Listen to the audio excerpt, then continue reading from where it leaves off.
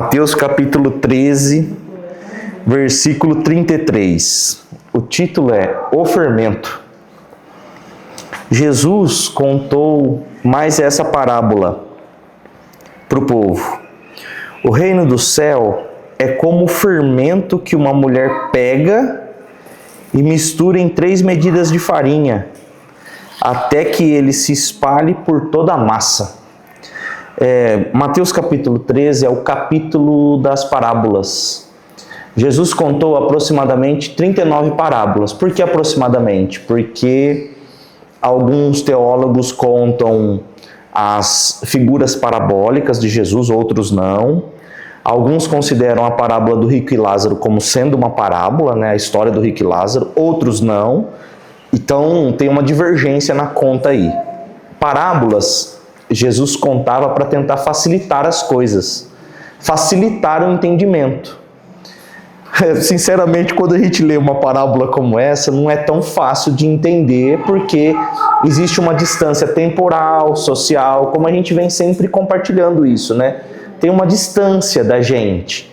E aí, nem sempre é tão fácil, tão simples entender o que Jesus queria dizer. Bom, o reino dos céus é como uma porção de fermento. Não sei quem cozinha aqui, quem gosta de cozinhar, mas o fermento é uma levedura à base de fungo que faz a massa, os ingredientes, a farinha. Quando descansa, o fermento faz esses ingredientes crescerem.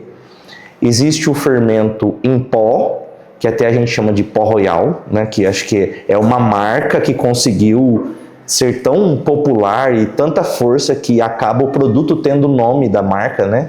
Igual cotonetes, igual outros produtos que acabam tendo o nome da marca, de tão forte. Bombril, por exemplo, é uma marca, né? Na verdade é esponja de aço. Bom, o fermento pode ser em pó e o fermento também pode ser biológico. Alguém já teve contato com fermento biológico? Já? Meu pai é padeiro. Seu pai é padeiro? É. Vocês já viram fermento biológico? Já? Todo mundo já viu? Nossa, que monte de cozinheiro aqui nessa casa. Eu lembro de criança, fermento biológico. Minha mãe tinha que, de tempos em tempos, tem que trocar, acho que a farinha, a água, né? Porque o fermento biológico é um micro-organismo, é vivo, aquilo é vivo. E está se multiplicando, então eles têm que se alimentar, têm que se hidratar. Esse fermento biológico era o que existia na época que Jesus está contando essa parábola. Nós vamos ver que na palavra de Deus, nesse texto aqui, o fermento é uma coisa boa. Eu vou explicar por quê. Mas nas outras inúmeras vezes que aparece fermento na Bíblia, o fermento não aparece como uma conotação de algo bom. Nesse texto aparece como algo importante, algo bom. Mas na maior parte dos outros textos não é bom. E eu vou explicar por quê. Bom, eu não sei se vocês já criaram uma expectativa em relação a alguma coisa, né? E aí depois essa expectativa é frustrada. Por exemplo, eu sou muito fã de costela. Sabe, costela feita no chão, assim. E aí o que acontece?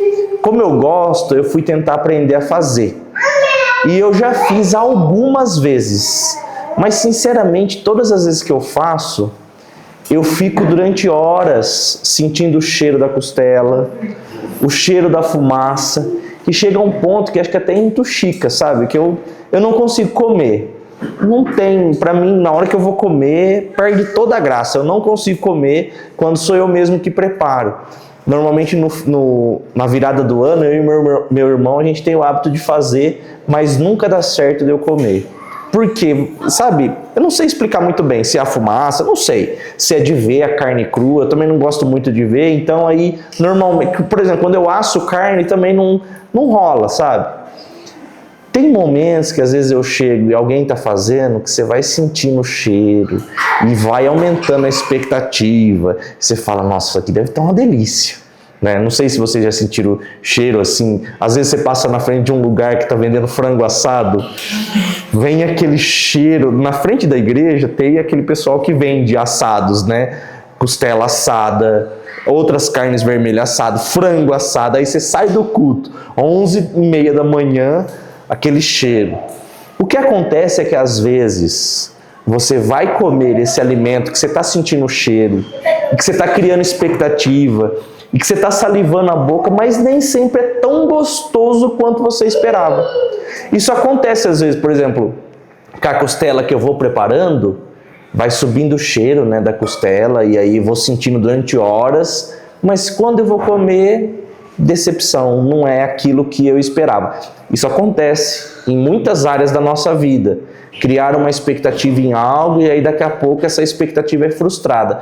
Ao mesmo tempo, não sei se vocês já viram alguns memes que é tipo assim, não prometeu nada e acabou entregando tudo. Então tem coisas que a gente não tem expectativa nenhuma de que não vai acontecer nada e daqui a pouco supera muito as nossas expectativas. Quando a gente olha para o fermento, é mais ou menos assim. É um pozinho branco que você não espera muita coisa. Se você experimentar o sabor do fermento, não tem assim, algo que vai atrair você para você comer fermento. Não é gostoso. Pelo contrário, não tem sabor. Não é prazeroso para o nosso paladar. É horrível. Mas quando você coloca na massa, e uma massa de um certo tamanho, e você espera descansar, aquela massa cresce. Porque o fermento atua diretamente na estrutura da massa. Então, o primeiro ponto que é importante é o seguinte: o fermento atua de dentro para fora. O resultado é visível depois de um tempo externamente, mas o fermento está atuando na estrutura da massa, da farinha, da farinha de trigo, do azeite, da água, do que tiver naquela massa. O fermento vai atuando de dentro para fora. Da mesma forma que o reino de Deus, quando começa a atuar no coração das pessoas, também é de dentro para fora. Também o que acontece é interior, é no coração. O fermento, como eu disse, a gente olha assim, a gente não tem tanta expectativa. É colocado em pequenas quantidades nas receitas, né? Tem outros ingredientes da receita que são colocados em abundância, em grandes quantidades, enquanto o fermento é bem pouquinho. O reino de Deus, quando ele começa a atuar, nem sempre é gerado uma expectativa grande. Nem sempre parece que o que a gente está vendo acontecer, sabe? Parece que em alguns momentos a gente não cria grandes expectativas. Uma oração simples, um compartilhar da palavra simples, um louvor comum, corriqueiro, a gente acha que não tem nenhum efeito na nossa vida. Só que conforme o tempo vai passando e esse fermento vai agindo na nossa estrutura, a gente começa a perceber uma alteração no nosso comportamento. A palavra que a gente vai ouvindo vai direcionando os nossos passos, e aí tem coisas que a gente tinha o hábito de fazer e daqui a pouco a gente vai fazer e tem algo ali dentro de nós incomodado. Não, isso não faz parte do nosso comportamento. Comportamento de alguém que ama a Deus, esse não é o procedimento de alguém que ama a Deus. Você vai ver alguma coisa, você vai dizer alguma coisa. Eu não sei se já aconteceu com vocês, mas tipo assim, quando você vai falar e parece que alguém tipo segura a língua assim, não fala. E aí, quem é que está agindo dessa forma? O Espírito Santo. O reino dos céus é um pozinho, é uma levedura colocada na nossa estrutura que vai crescendo e alterando a nossa forma de ser gente, nossa forma de pensar, nossa forma de se portar perante as questões da vida. Quando a pessoa vem para Jesus, muitos eram ladrões, tinham questões sexuais, imoralidade, as pessoas mentiam. E aí você olha na mesa de Jesus, todo mundo que está sentado é um ex alguma coisa. Quando Jesus estava na casa de Simão, tinha um ex-leproso. Simão era leproso, mas ele era ex, porque Jesus curou ele. Lázaro estava morto, ele é um ex-defunto. Marta e Maria, ex-enlutadas. Todo mundo que senta na mesa de Jesus é ex alguma coisa. Por quê? Tem um fermento. Tem alguma coisa que Deus coloca em nós e que conforme o tempo passa, vai crescendo, vai levedando e vai mudando a nossa forma de ser, nossa forma de pensar. Hoje nós estamos no 13º episódio de uma série de parábolas. Nós vamos tentar compartilhar todas as parábolas de Jesus e explicar. Quando a gente olha para trás, nós compartilhamos a parábola do bom samaritano. E aí o que a gente aprende? Eu preciso me atentar ao próximo. Jesus tinha um plano desde o início para me salvar. Ele não se importou com o fato de eu ser estrangeiro, de eu ser diferente. Ele foi e entregou seu cavalo, seu conforto. Ele abriu mão para que eu pudesse ser salvo, porque eu não podia me salvar sozinho. Nós vimos a parábola do grande banquete, uma grande festa em que pessoas são convidadas e rejeitam. Aí eles vão em busca de outras pessoas rejeitadas, desprezadas, outros precisam ser carregados. Nós vimos a parábola dos trabalhadores da última hora, que eu falei sobre o Chapa. Lembra do Chapa? Que ficou o dia inteiro sem trabalhar, e aí pela graça de Deus, pelo favor não merecido, a gente é chamado para trabalhar no último minuto. A gente vai e recebe o pagamento de um dia inteiro de trabalho. Gente, não faz nenhum sentido. Mas essa é a lógica do reino. É invertida, de ponta cabeça. Esse reino ensina a perdoar, ensina a amar os inimigos, ensina a cuidar dos inimigos. Esse reino ensina que o maior é o servo. No mundo, o maior é o rei. No reino de Deus, o maior é o que serve. Esse é útil. No nosso conceito, se eu fizer tudo o que me é pedido, então eu sou um bom funcionário. No reino de Deus, a Bíblia diz que se eu fizer somente o que me é pedido, então eu sou considerado inútil. Eu tenho que fazer mais daquilo que me é pedido. Então perceba que esse fermento que vai entrando em nossos corações, essa levedura que muda estruturas, vai mudando a nossa forma de pensar, nossa forma de lidar com o dinheiro, de lidar com as pessoas, lidar com aqueles que são superiores a nós e lidar com aqueles que são inferiores também. Nós vimos a parábola dos talentos, nós falamos sobre o quão importante é para o nosso mestre se atentar para a necessidade do pobre. Ele diz: eu tive fome, vocês não me deram de comer, eu estive nu, vocês não me vestiram, eu estive preso, vocês não foram me visitar. Quer dizer, quem é que está preso neste momento? São pessoas justas ou são pessoas que cometeram crimes? Na maior parte das vezes são pessoas que cometeram crimes, e Jesus nos orienta a visitar essas pessoas. Percebe que tem gente que fala assim: eu não ajudo as pessoas porque essas pessoas usam drogas, ou porque essas pessoas escolheram estar nessa vida, quando na verdade Jesus ensinou, ele nos manda servir aqueles que estão presos, que são criminosos. Então essa é a lógica do reino, que vai entrando em nossos corações, vai alterando a nossa forma de pensar. A questão é, nós podemos ser uma massa influenciada por esse fermento, pelo reino de Deus, ou nós podemos ser uma massa influenciada pelo fermento do maligno.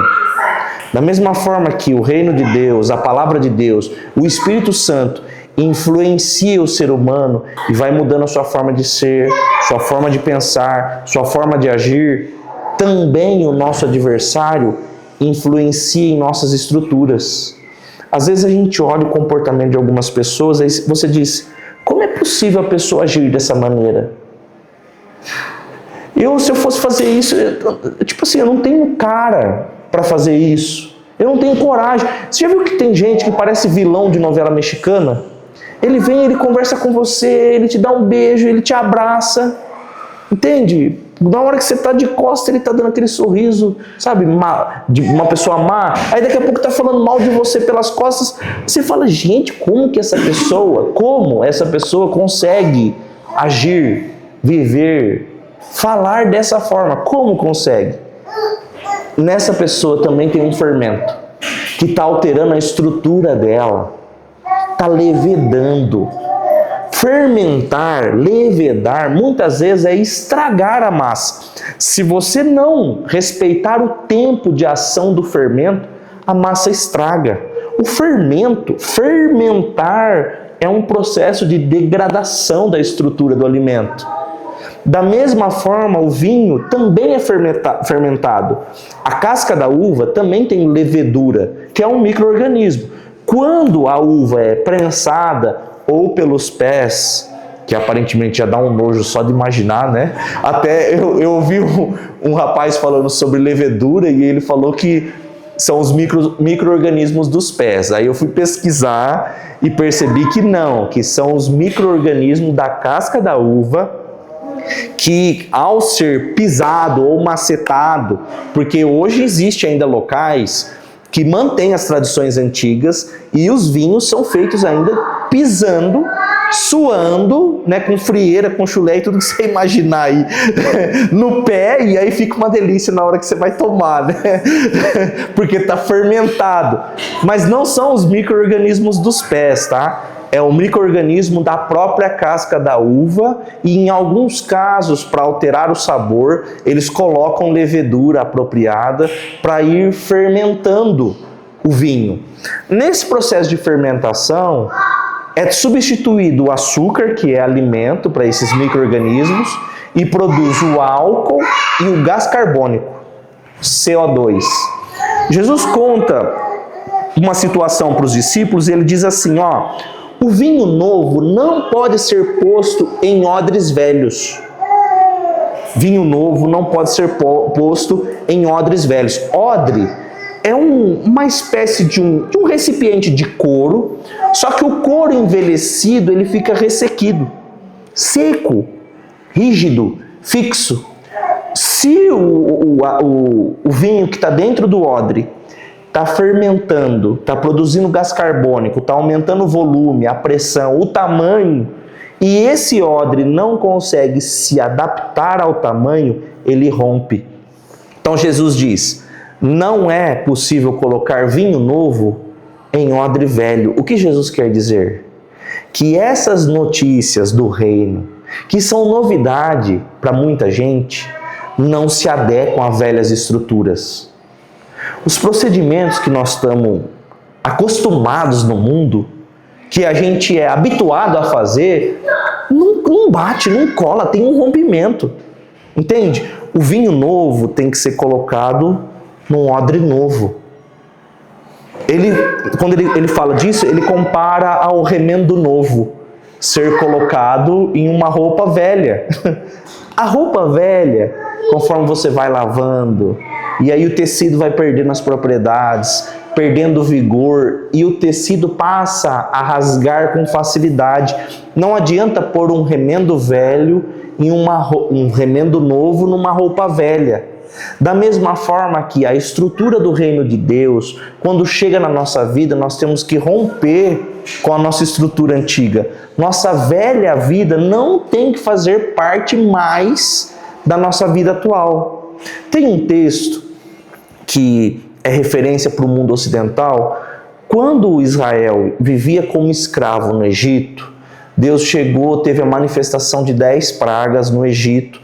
A última praga foi a morte dos primogênitos. E aí Deus ensinou um ritual que é super importante para os judeus, que é a Páscoa.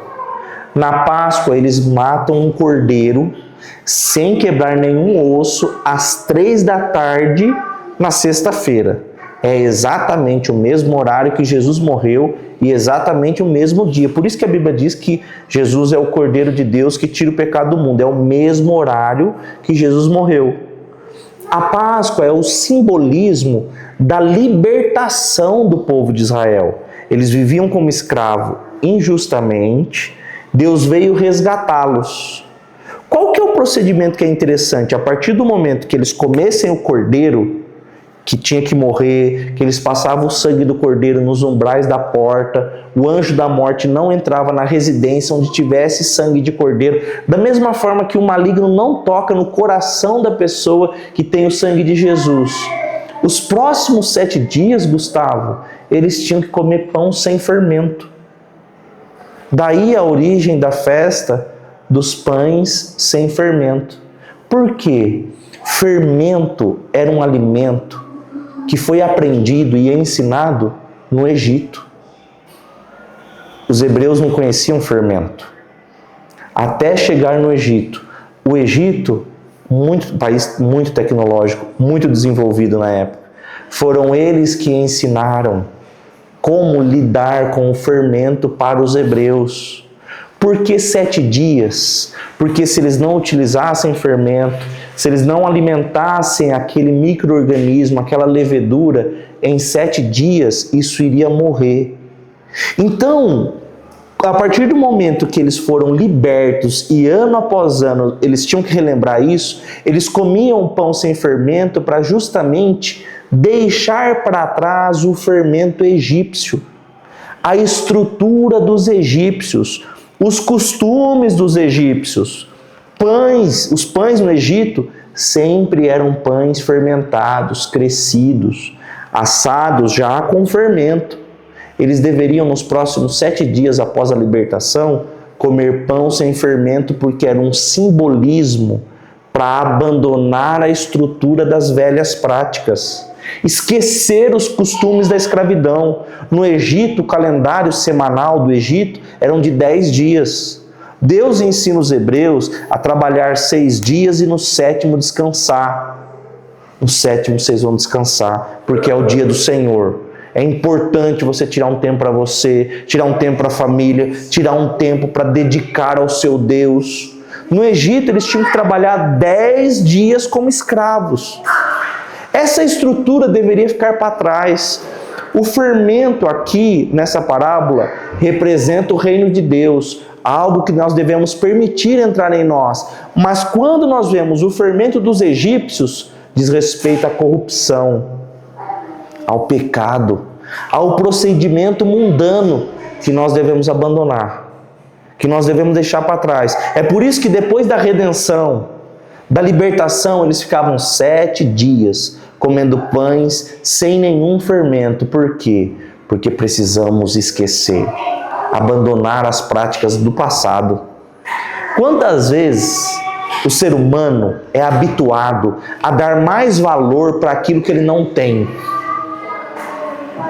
O ser humano é habituado a dar mais valor e importância para aquilo que ele não tem. Às vezes ele trabalha muito tempo porque ele quer comprar um celular. Quando ele compra o celular, em pouco tempo ele quer outro. Quando ele compra um automóvel, e aí ele fica muito tempo querendo um automóvel. E ele vê no site, e ele faz test drive, e ele vê o carro na garagem, ó, e é esse modelo que eu quero, e é essa cor, aí ele sente o cheiro, e sabe, tudo é prazeroso, maravilhoso, até ele ter e possuir. Aí quando ele tem, às vezes perde a graça, perde o sabor, e aí ele já não quer mais. Não quer mais. Às vezes é no relacionamento. Tem pessoas que ficam um tempão querendo desenvolver um relacionamento com uma pessoa. Aí quando finalmente consegue, que aquilo que era tão importante, tão valioso, deixa de ser importante, deixa de ser valioso. O objetivo de Deus, ao transmitir essa mensagem para Israel, era justamente, vocês passaram muito tempo como escravos. A vida que vocês conhecem é a vida de escravo. Agora eu quero passar algo novo para vocês. Um relacionamento diferente daquilo que vocês conhecem. Então, a partir do momento que Jesus começa a atuar no nosso coração, a intenção dele é mudar a nossa forma de pensar, mudar a nossa estrutura. Só que é uma escolha nossa. Qual tipo de fermento vai estar fermentando em nosso coração? Qual micro-organismo vai estar em nosso coração direcionando e mudando as nossas estruturas? O que é que faz a sua forma de pensar? Quem é que te comanda? Quem é que te influencia? Os hebreus chegaram a um determinado momento, estão com fome e caía a comida do céu. Estão com sede e saía a água da pedra. Queriam carne e veio codorna. Tudo o que esses caras queriam, Deus entregava.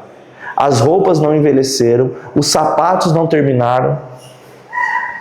Gente, fala sério, o sapato não terminou em 40 anos.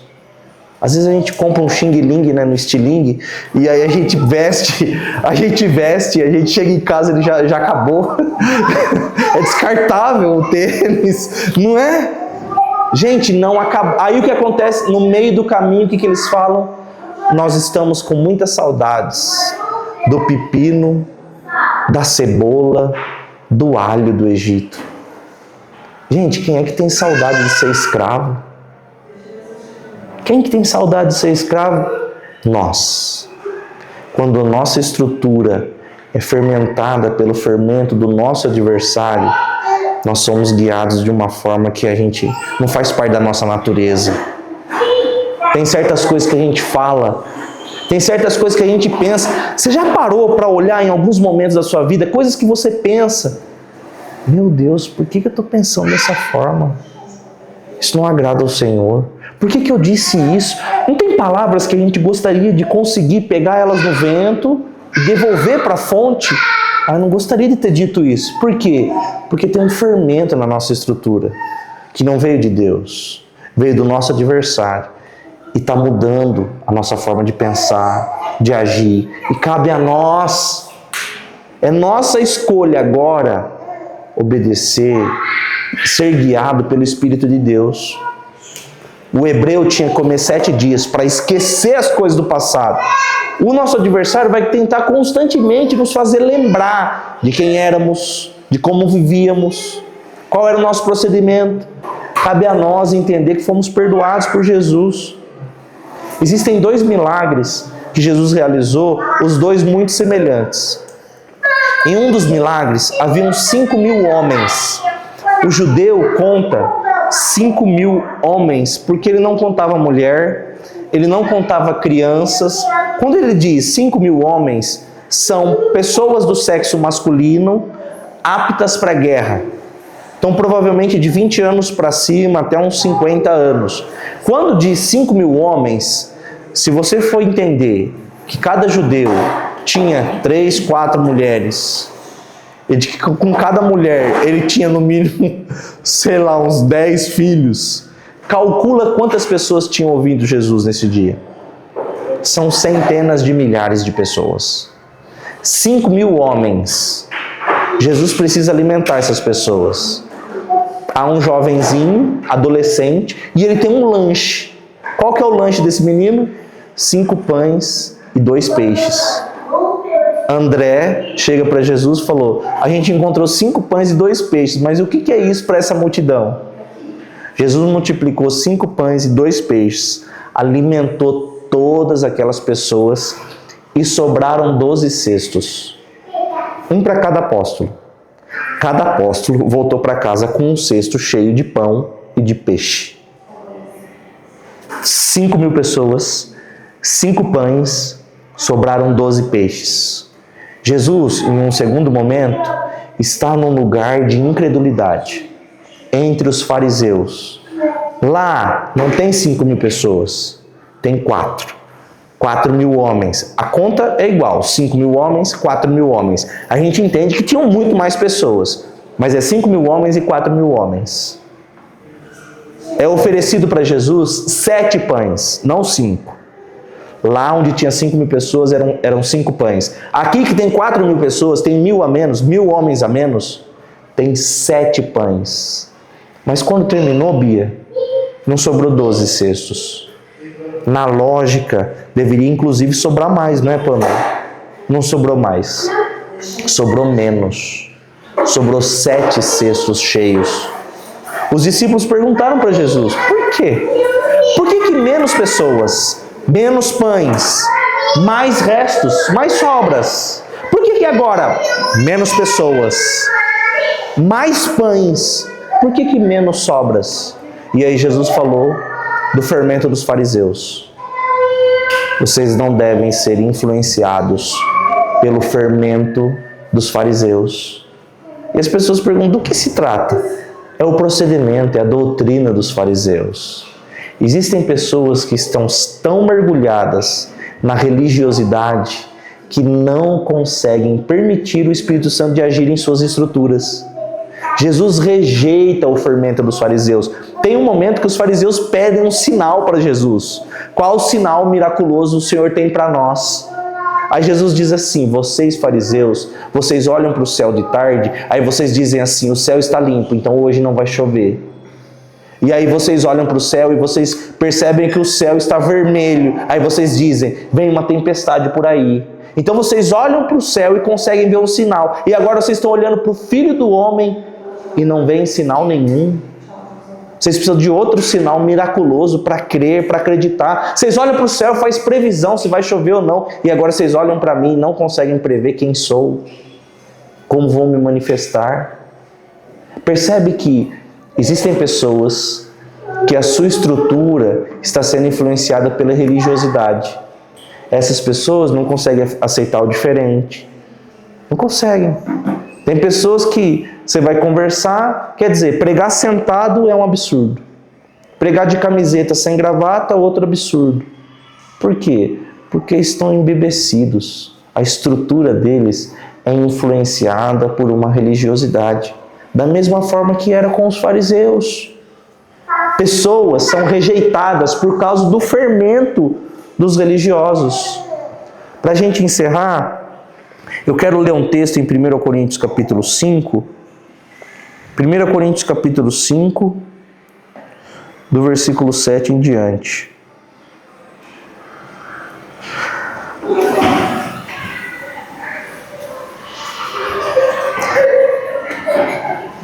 Vamos ler o versículo 6? 1 Coríntios capítulo 5, versículo 6. Não está certo que vocês estejam orgulhosos. Vocês conhecem aquele ditado: um pouquinho de fermento fermenta o levé da massa toda. Não está certo que vocês estejam orgulhosos. Joguem fora o fermento do pecado, para ficarem completamente puros. Aí vocês serão como uma massa nova e sem fermento, como vocês de fato já são. Porque a nossa festa da Páscoa está pronta. Agora que Cristo, nosso Cordeiro da Páscoa, já foi oferecido em sacrifício. Então vamos comemorar a nossa festa não com o pão que leva fermento da corrupção do mundo, o fermento velho do pecado, da imoralidade, mas com o pão sem fermento, o pão da pureza e da verdade. Na outra carta que escrevi a vocês, eu recomendei que vocês não tivessem nada a ver com gente imoral. Paulo está escrevendo às igrejas, aos irmãos de Corinto, e ele está dizendo: joguem fora o fermento velho, que leveda toda a massa. Tem coisa que a gente tem que olhar no nosso interior e não pode mais fazer parte da nossa vida. Tem coisas que é nítido para você, que é óbvio, que é claro, que está incomodando o Espírito Santo de Deus. E ele está dizendo que ele não se agrada, que ele não gosta. E a Bíblia diz: não entristeça o Espírito Santo. Não entristeça. O Espírito Santo, ele é gentil, ele é um cavalheiro. Ele não entra sem ser convidado. Em Apocalipse capítulo 2, Jesus diz: eis que estou à porta e bato. Quem abrir por dentro, a maçaneta é por dentro. Quem abrir, eu entrarei e cearei com ele. Quem não abrir, ele não vai entrar. Jesus é muito diferente do nosso adversário. Nosso adversário não bate na porta, ele entra pela brecha. Ele entra pelo buraco, pela fresta, pela janela, por debaixo da porta. O nosso Deus quer tudo de nós. Tudo, o primeiro lugar do nosso coração. O nosso adversário aceita 5 minutos do nosso dia. Eu só tenho 5 minutos para pecar, diabo. Eu aceito. Ele aceita esse tipo de relacionamento. Tá tudo bem. O nosso Deus não aceita isso. Ele não quer pequenas porções. Ele não quer, sabe, esse tipo de relacionamento sem muito compromisso. Sem ter realmente esse fermento agindo no seu coração. Ele não quer ter fermento de qualidade e fermento velho. Ele não quer ser comandante um momento e escravo no outro e o diabo comandar. Não, Jesus não aceita esse tipo de relacionamento. O apóstolo Paulo está dizendo, joguem fora o fermento velho. E na nossa festa, nós vamos comer pão sem fermento. Porque o nosso Cordeiro, Jesus, já foi morto, já foi sacrificado, já nos libertou, a gente já foi livre disso. Quem vive no pecado é escravo do pecado. O único que é livre é quem consegue dizer não. Eu ia falar quase o que eu falei. Eu tenho uma pessoa na minha família que diz, eu não sou viciado em cigarro. Eu já parei 13 vezes de fumar. Ele falou. 13, ele já conseguiu parar 13 vezes. Eu falei, impressionante que... Não é viciado.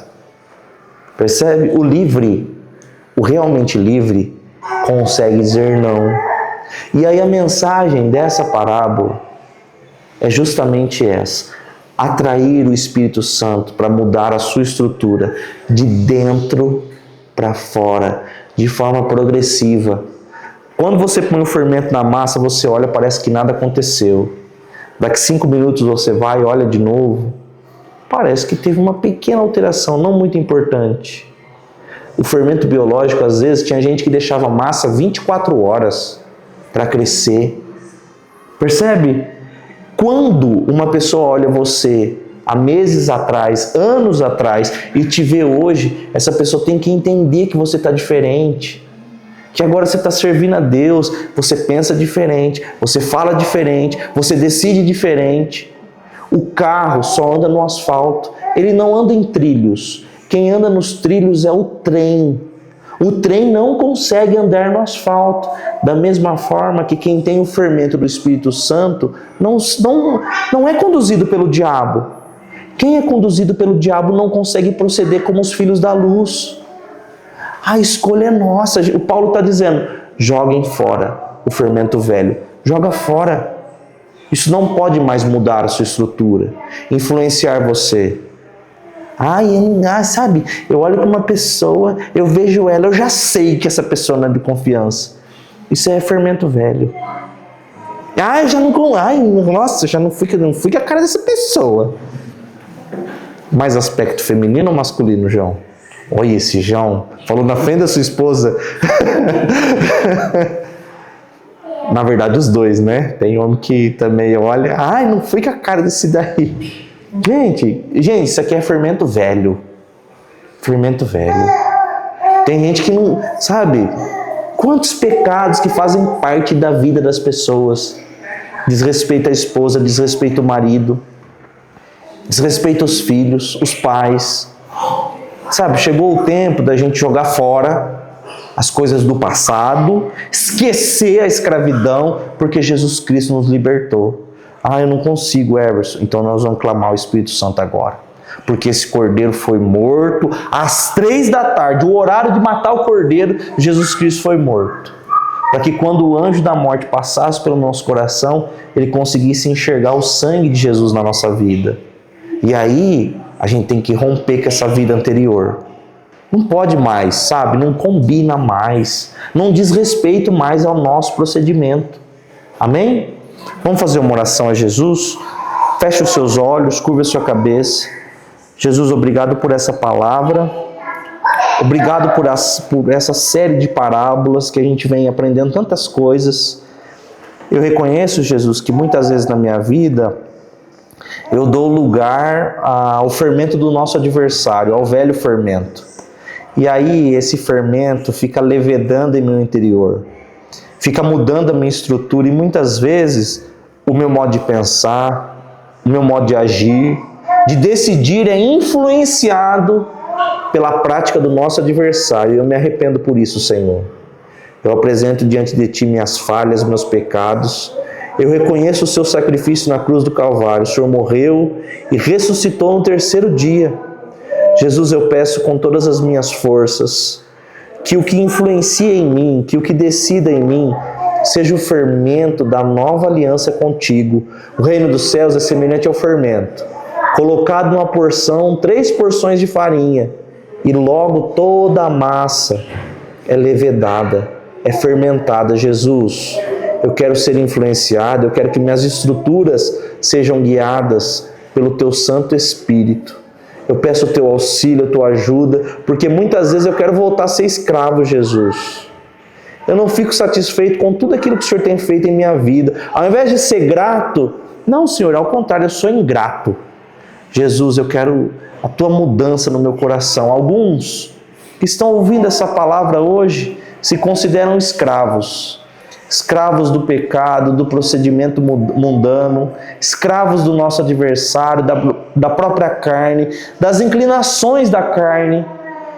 Jesus, eu preciso de Ti, Senhor. Eu preciso da Tua salvação, da Tua libertação. Atua em meu coração, muda as minhas estruturas, Senhor. Vem fermentar as minhas ações e decisões. Em nome do Senhor Jesus Cristo. Amém. Amém, meus irmãos? Foi isso que você estudou?